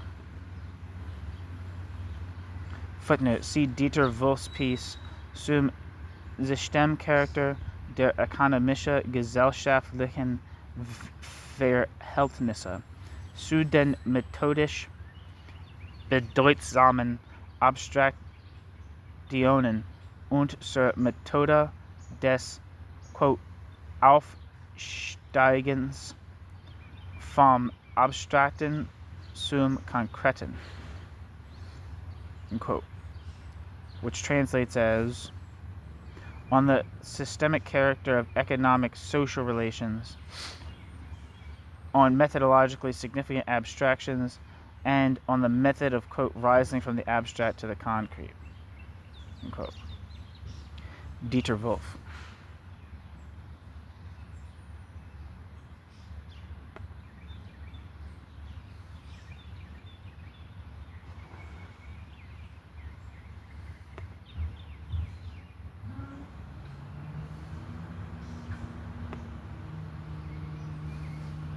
In the text co-authored with Michael Zomer, it is stated, in a text with co-author with Michael Zomer, it is stated, quote, by means of the scientific method characteristic of Marx's Capital, Marx, with the aid of methodologically significant abstractions, lays bare the simpler structures embedded within the complex socio-economic structures of capitalist society, in order subsequently to present them in their interconnections through the mode of, quote, ascending from the abstract to the concrete, end quote, end quote. Michael Zomer and Dieter Wolff. In the article abbreviated Imaginäre, I don't know if they say G's in German, really.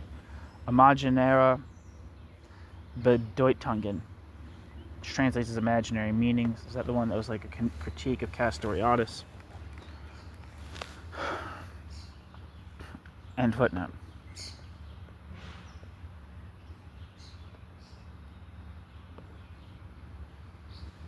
In doing so, two things are ignored. First, the characterization of this method as a method of thought, specifically of, quote, appropriating the concrete, end quote, and second, to the scholarly debate that has taken place since the 1880s, including research dating back to Pierre Duhem, across the fields of scientific theory, the sociology of science, the philosophy of science, and science studies, a debate most strikingly manifested in the externalism-internalism controversy and in the discussion surrounding Popper, Lakatos, Kuhn, Blumenberg, Coiré, and Michael Wolff. Thirdly, the fact is disregarded that in Diethard Behrens' essay Der Anfang und die Methode, the beginning and the method in question is identified as Hegel's, specifically because Hegel himself designated it as his own, whereas Marx's method is shown to be distinct, as is evident from the introduction to A Contribution to the Critique of Political Economy. This approach thus documents a highly selective engagement with Marxian theory. Cui bono? Or sui bono? I don't know. On the one hand, Dieter Wolff and Michael Zomer appear inclined to follow the classical critique of Rudolphs as one of the intellectual precursors of Stalinism. Their participation in the debate surrounding the new Marx reading would be situated in this context, while on the other hand, one finds verbal concessions to a critique of Stalinism.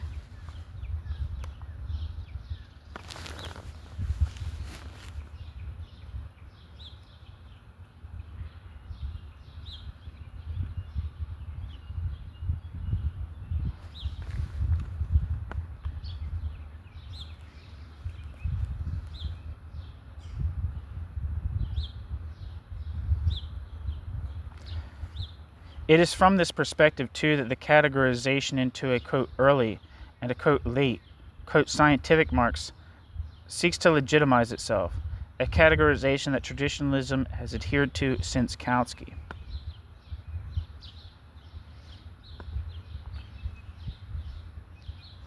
Another passage further illustrates Wolff's selective approach to text. In discussing the relationship between Hegelian logic and Marx's Capital, and here following the argumentation of Annette Schlemm in her interpretation of, quote, the dialectic of Capital, the book, quote, Wolff proceeds from the premise that Hegel maintained the mutual independence of nature and spirit, and therefore found himself confronted with the problem of having to postulate both independence and unity simultaneously.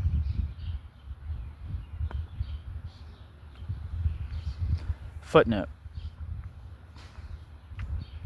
See Dieter Wolff's article, Why Was Hegel's Logic Able to Render Marx, quote, Great Services? And footnote. Footnote. See Annette Schlemm's article, Die Dialekt des Kapital, the dialectic of Marx's Capital.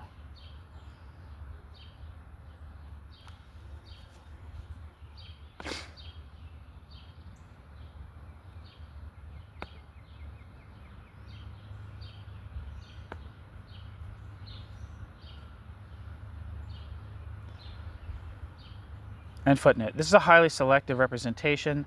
Annette Schlemm therefore cites Hegel, quote, "Now, traditional metaphysics did indeed acknowledge this communion, bracket, of body and soul, end bracket, as an undeniable fact.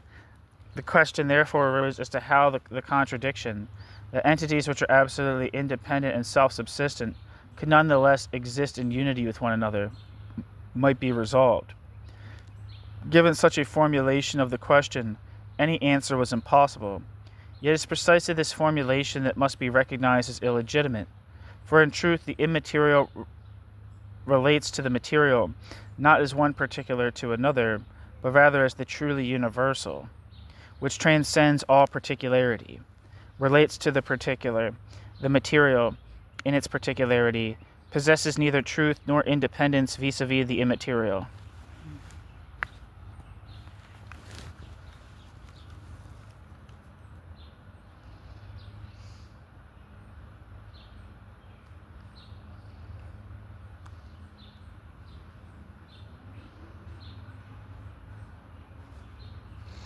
Consequently, that standpoint of separation cannot be regarded as a final, absolutely true one. End quote. Rather, the separation of the material and the immediate can only be explained on the basis of the original unity of the two. End quote.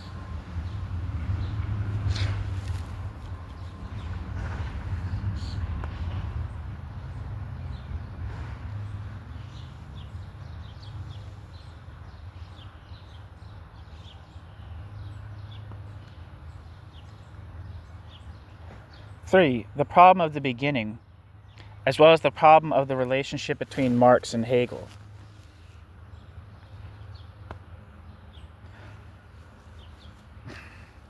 Footnote, the problem of the beginning discussed by Rozdowski and Guler is identified. Its reception by Dussel as well as within the Anglophone discussion is also noted in Hoff. End footnote.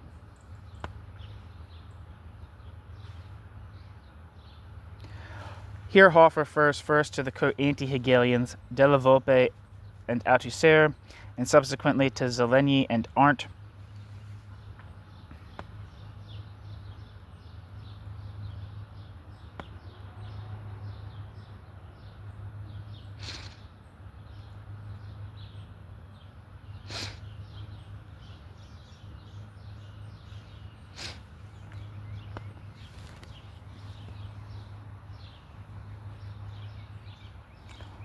Heinrichs claimed that Marx was concerned with, quote, a fundamental critique and simultaneously a theoretical revolutionizing of political economy, end quote, from the perspective of scientific reform is presupposed as a given and the problem is assumed to be resolved.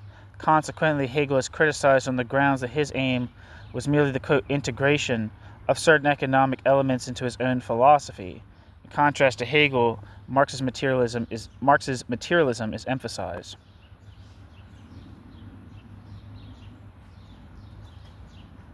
Footnote, in this context, Schrader's approach, as well as that of Anglophone dialectics, are also reviewed.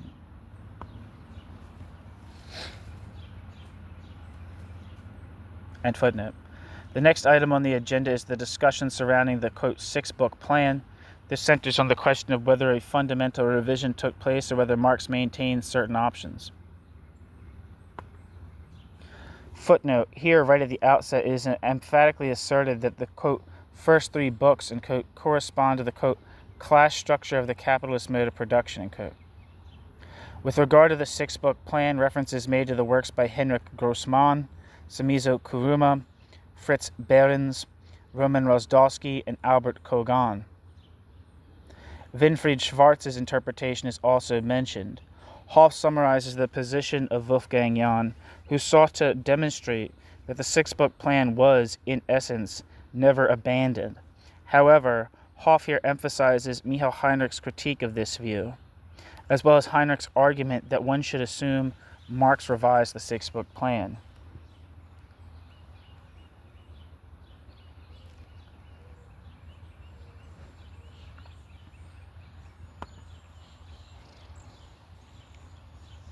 End footnote. The debate concerning, quote, capital in general was initiated by Rozdowski. His approach provoked a great deal of criticism. Footnote, namely those of Manfred Müller, Winfried Schwarz, Alexander Malish, Albert Kogan, Vitaly Vygotsky, Michal Ternovsky, Alexander Sheparenko, Paul Bokhara, Roger Esteblé, and Marc Sagnol.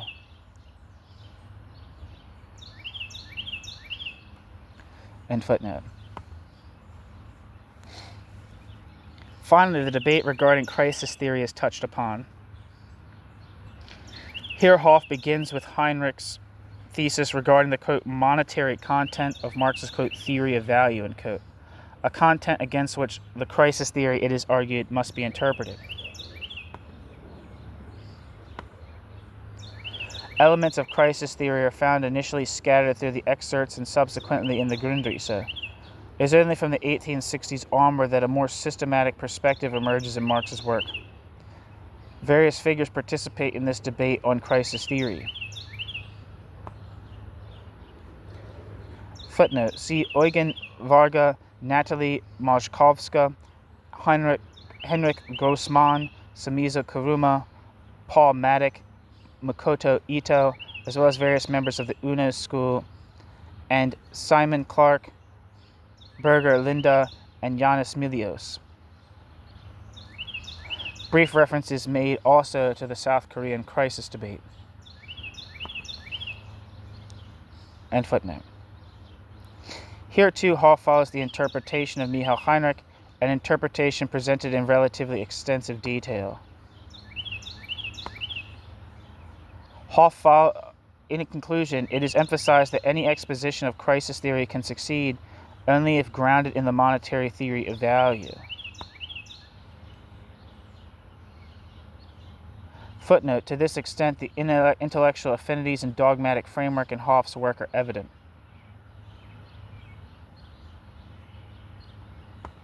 End footnote. However, the study Qua Literature Review demonstrates precisely the opposite, that despite the integration of critical scholarship dating back to Rubin, this is not the case, even if the aspects concerning a, quote, modernization of Marxism are not to be underestimated.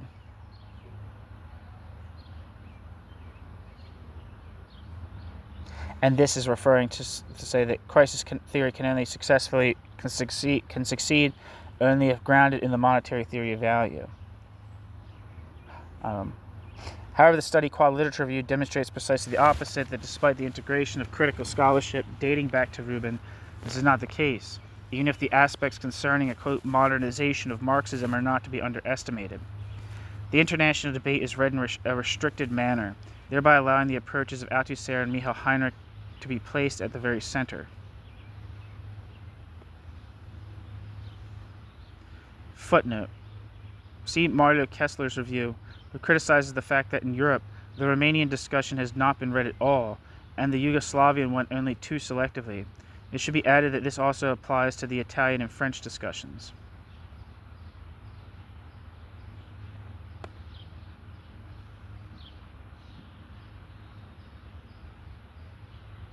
End footnote. A central shortcoming proves to be the at times superficial reading of national Marxist traditions, the cursory treatment of theoretical references, and an overly selective focus. The latter point applies equally to the presentation of the debate on value theory. Footnote. This matter is to be revisited elsewhere. Okay. So that is the end of the section titled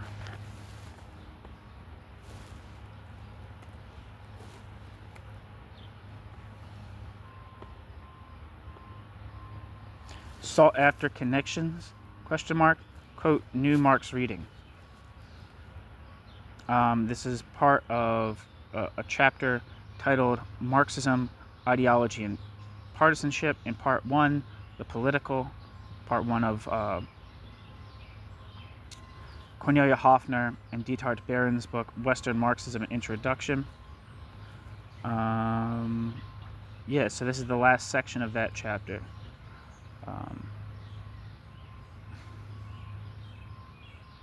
Yeah. And the next chapter, let's see if I can find it quickly.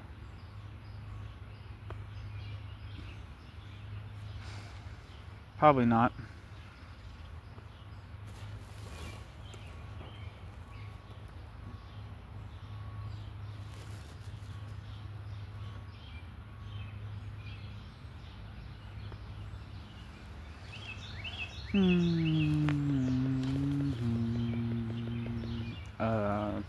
Let's see.